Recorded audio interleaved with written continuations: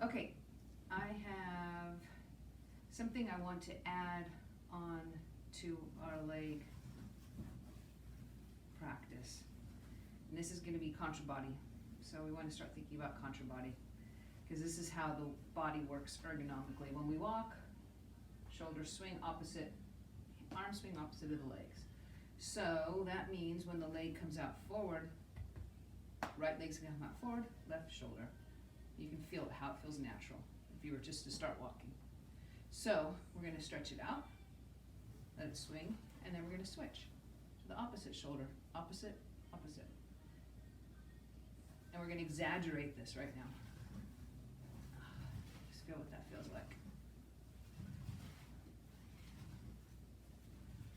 Other leg.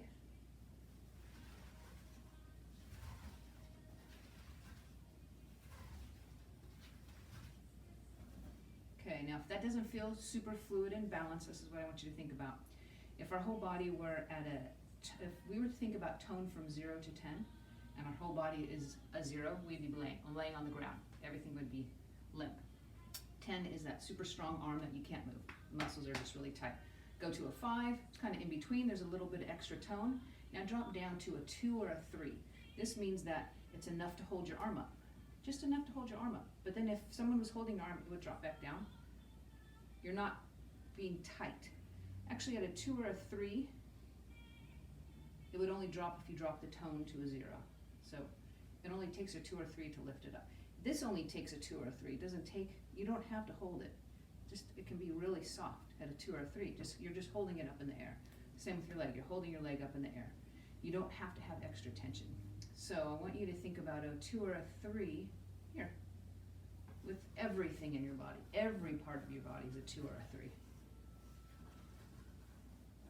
If we want to really analyze it, which is kind of fun actually, you think about maybe your intercore is more like a 3, spreads out to your limbs to more like a 1.5 at the very end, because there's no reason to hold tone in this foot. I'm just going to point it out, enough to keep it pointed, and I'm going to relax it throughout.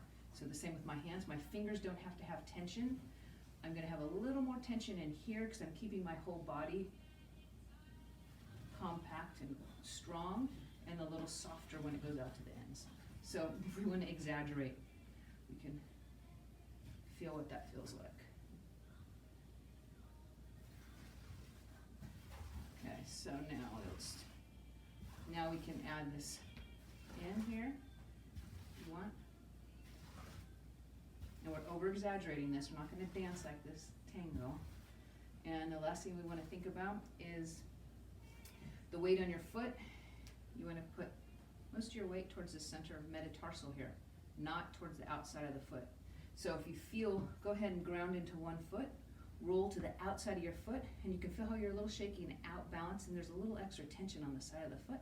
Roll to the foot side of the foot to where you're almost going to tip over. That doesn't feel right.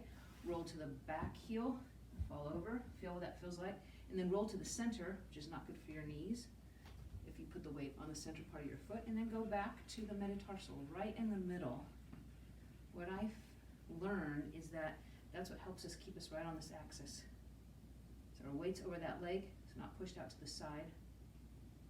This prohibits us when we're being led to be overled and to step out of our gait to keep on that center metatarsal.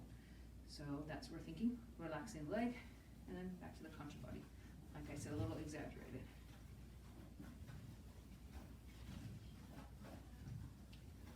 See, I can feel my weight trying to go to the side. I'm correcting it each time to create muscle memory. I can correct it by pushing into the ground. Sometimes that helps me. Push my energy into the ground so it doesn't wobble. Okay, I'm going to take it one step further. I'm going to share with you a private lesson I had with Mateus Facio from Argentina. He lives in Berlin, and he pointed out to me that when I was doing my backward ochos, I wasn't allowing my chest to open up first. So if you think about the lead is leading you for a backward ocho, you feel the lead through the arms and the hands, and you think that it's supposed to just make your legs move. Well, if we allow this to flex a little bit first, that's then gonna inform the bottom part of the body. So we feel the inertia to do the backward ocho and go ahead and let this flex. I have a tendency to tighten it up. I'm using this as a learning lesson for myself. I have a tendency to tighten this up because I'm protecting pain that I have or injuries that I have on my back. And if someone's arms are really tight, I tense up and I feel everything down here fine, but this is all locked. So now I'm learning to free this. And it feels amazing to dance this way. It feels so much more fluid, so you feel it. So what I'm going to practice today, I just realized, is this. So I'm going to open this up and turn. I'm going to do it just this far. And he also noted that I was not turning all the way parallel. So I was turning only like 90 degrees. Excuse me, I was turning 45 degrees. I need to turn 90 degrees. So I'm going to let my shoulder open and turn. I'm going to exaggerate it. Let my shoulder open and turn. And then I'm going to let my shoulder open, turn, and I'm going to stretch. Shoulder, turn, stretch. Bring it back. So I'm allowing this now to bring me back. Neck over band. Open it up, stretch, bring it back. Again, there's my homework for this morning. Okay, thanks for joining me.